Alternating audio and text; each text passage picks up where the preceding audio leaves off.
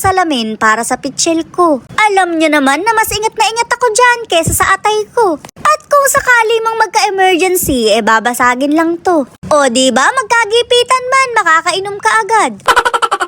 Gumising nga ako bilang isang ube halaya. Masyadong mapagmaganda sa purple kong suot. Niraos ko naman ang paglo-long sleeve pero hindi kinakaya ng angis. Wala pa kaming almusal pero amoy tinapay na agad. Shoot, tamare, napagkainit. Pinutok na lang talaga.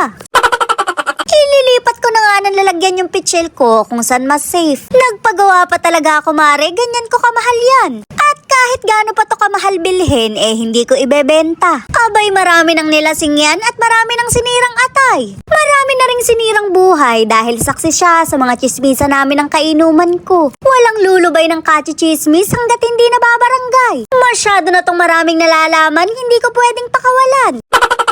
Gusto ko nga sanang punuin ng alak pero wala pa akong pambili. Meron akong bilog dito pero nag-iisa na lang. Shoot, tamare, naghihingalo na. Tsaka ako na lang to iinumin in case of emergency. Ering at maglalagay ako ng sulat at baka matira pa ng iba. Bago naman nila manakaw to, kailangan muna nilang basagin yung salamin. Sa sobrang kapal nito, mauuna pang mabasag yung bungo mo.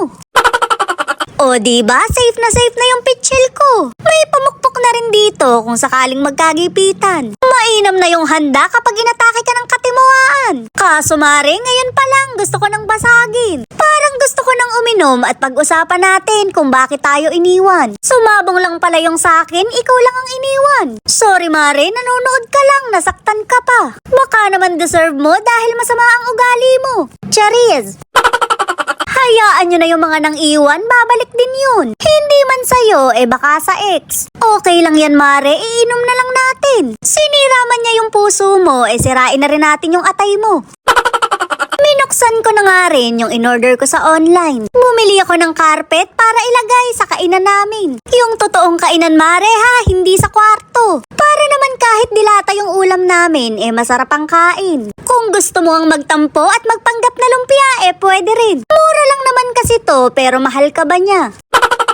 Mukhang maganda nga yung design na napili ko dahil sakto sa kulay ng upuan. Ako na may nag-i-scroll lang pero kabod na lang napabili nito. Bigla ko na lang naisip na parang kailangan ko to. Magastos talaga, mare, kapag mabilis kang mabudol. Pero hindi naman ako nagsisisi dahil maganda naman. Huwag ako tingnan nyo para true.